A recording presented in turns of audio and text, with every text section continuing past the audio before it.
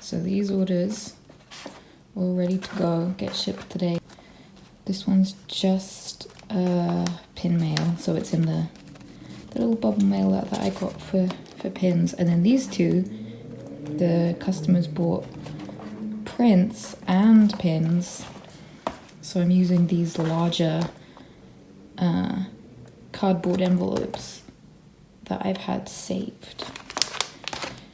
They are reused, actually. You can probably tell this one's from Amazon. It has a little Amazon thing on it, because I try and be as sustainable as possible with my little shop. So this is, okay, these are like prints and 2 clay pins that are left. Is it really only 2 left? Yeah, it's just the mushroom and the tarot cards. Thank you, everyone. So it's just prints in there. As you can see, I have saved all of these. I did have those 2 big ones up there as well, but I've saved all of these from various purchases so I can reuse them in the shop. I've actually ordered my own of these cardboard envelopes for shipping prints, but they haven't turned up yet. But it's okay because I have these. And I know they're kind of, I don't know, it makes the packaging look a little scrappy looking. But personally, I prefer like reusing stuff and trying to be as sustainable as possible, rather than making like having a brand new packet. It's just the thing you ship it in. To me, it doesn't bother me that much. I hope it doesn't bother everyone else. And back here, I have all my bubble wrap for the clay pins. And I didn't actually buy any of this because people tend to, especially places like Amazon, just use way too much packaging for some reason. So they'll like, I don't know what it was that I bought. I think it was my paper trimmer. I bought that and it came in this gigantic box with so much just wasted bubble wrap. So I tried to salvage as much as I could and then cut it into these nice usable pieces.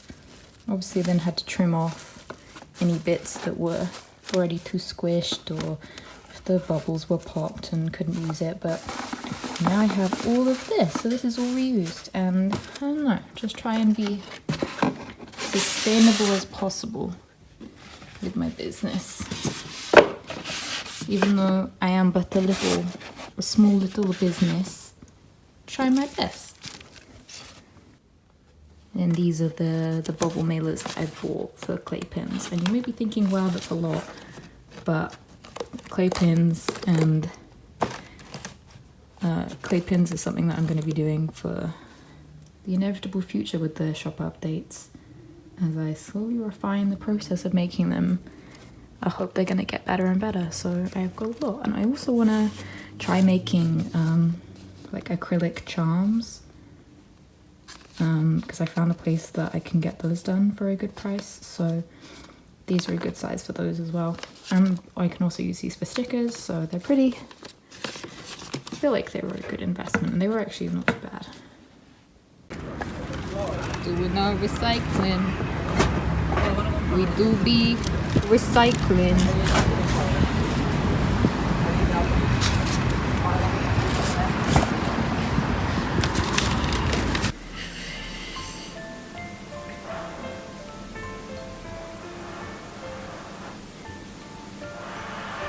This tea is too hot to drink. Hi. It's Friday now. I realized that I've been filming stuff throughout the week and the weekend and like a little bit of last week as well, and just no context. It's all just little clips that I've taken out of context. So I'm here now to provide that context. At the weekend, me and Kieran went to Northampton to visit my family. Because it was my sister's birthday. She was born the day before Halloween. Spooky sibling. It's great. It was really nice because I've missed the puppies so much. Like Kieran's had to deal with me like crying before bed on several occasions over the past month because I've missed the dogs so much. Because it was so weird because I was home during like the first lockdown and then throughout the summer as well. So I was home for a good 6 months and I spent most of my day with the dogs, and then all of a sudden I moved back to Nottingham for uni with Kieran and no dogs at all. And I didn't visit home until this weekend, so it was a good 2 months just all of a sudden without my pups, and it was really weird and I didn't like it. So it was really nice to see them. And we celebrated Lorna's birthday all together, which was really nice because I haven't seen her since August because of everything that's been going on. So it was nice to spend some time with her and catch up a little bit. And we celebrated Halloween a little bit. My mum bought like these little cakes that look like pumpkins.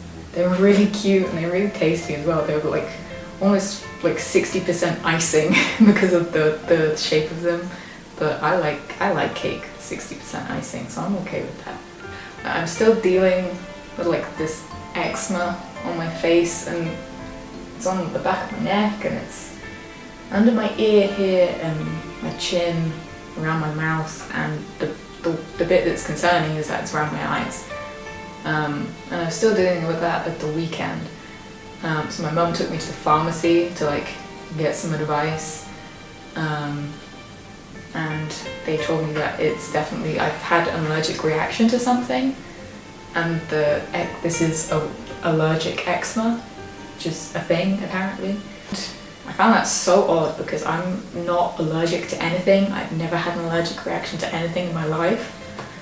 So, which doesn't really help me because I know it's an allergic reaction to something, but I don't know what it is.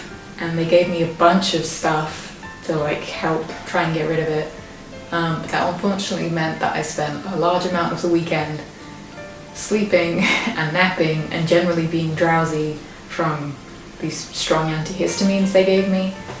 But it was okay because, you know, I had puppies to nap with and that makes it some decent napping. Yeah, it was just nice to see everyone, especially since during the weekend they announced a second national lockdown. So we're now obviously not going to see each other again for quite a while, probably not before Christmas now, because we're not coming out of lockdown till beginning of December, but honestly I think it's going to go on longer than that.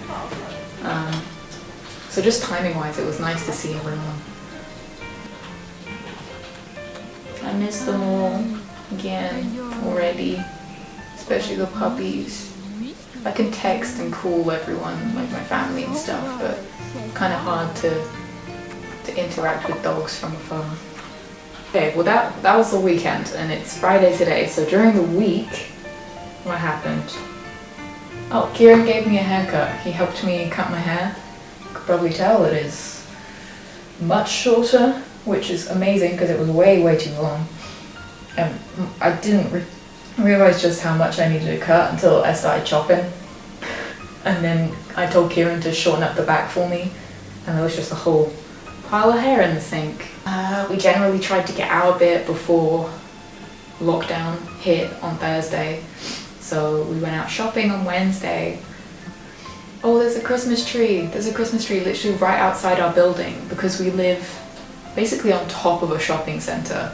Right outside our building there's a really big Christmas tree, and it has me feeling so festive and so Christmassy already, and it's literally the beginning of November, but it's quite nice. It makes me feel like cozy and warm and happy. And oops, I bought a new child. This is a Maranta. I'm not sure. It's a Maranta something. He is very beautiful. He's very big. He is gorgeous. He wasn't that expensive either. I got him from the Watered Garden, which is my favorite plant shop on the planet. It's a small local business. The people that run it are so lovely.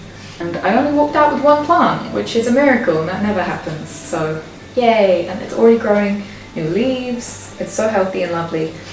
And this is a really cool plant because during the day, it's very full foliage like this, and the leaves stick out, it goes outwards.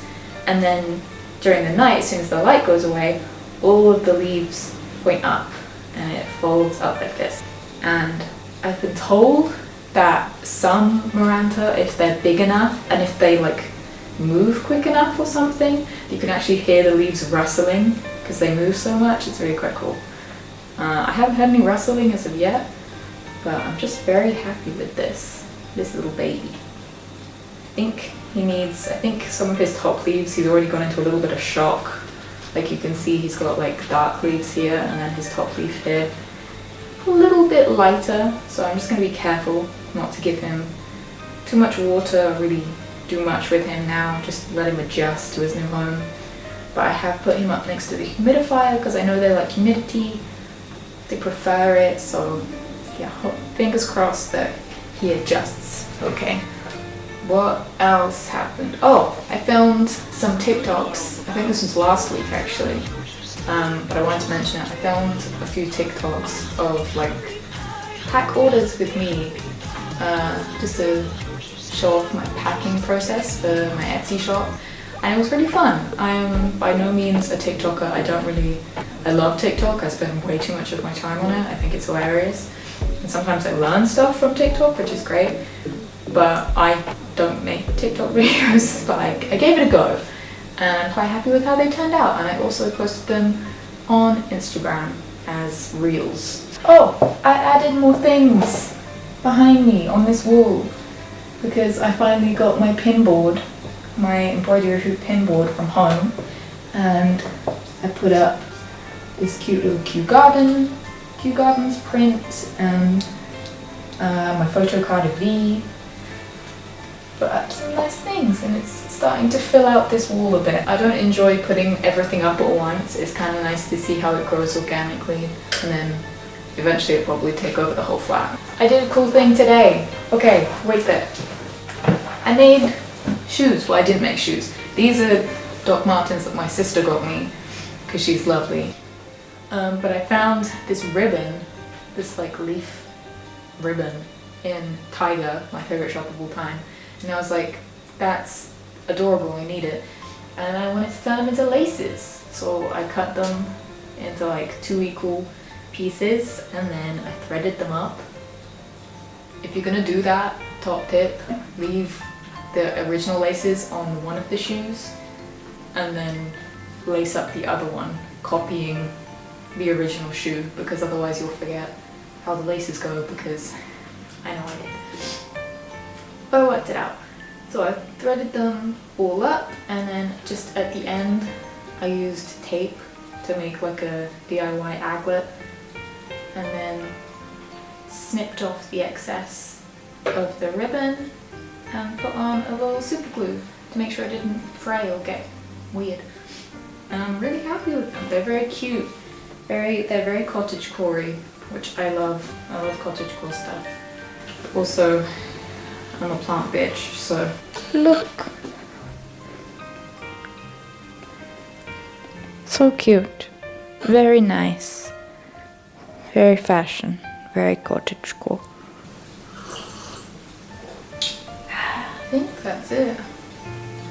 But yeah, this week has mainly been me doing uni work and slowly trying to sort out my eczema situation, because I took like the strong drowsy antihistamines for like 5 days, and now I've switched over to a 1 a day antihistamine that's just like a less strong kind of daily, which I'm supposed to now take for the rest of the winter, so that should be fun.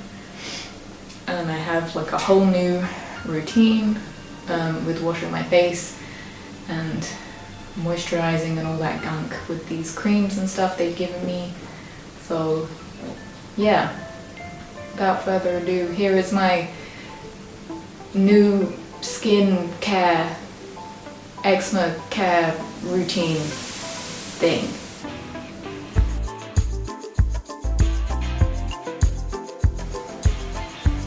First thing I do, get my hair out my face. Use this fluffy headband, get that hair out of my face. Amazing. Brush my teeth, get them teeths clean, and then I wash my face with baby shampoo because I was told it's safe to use to wash my eyes with.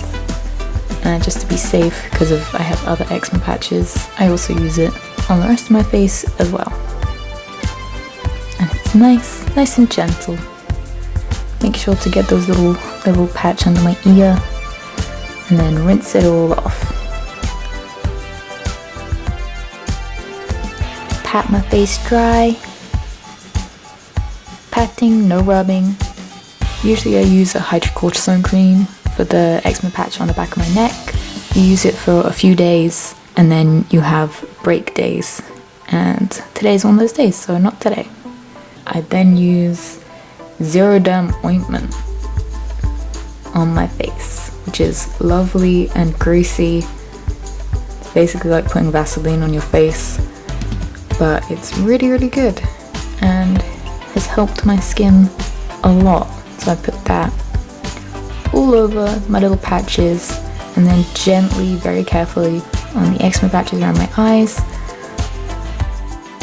I have dehydration lines on my forehead, so I also put a little bit there, some around my jawline and down my neck, and then the tiniest little bit on my cheeks. Then I'm done. I'm all greasy, lovely, beautiful. And that's it. That's my routine. That's this video, I guess, so thanks for watching.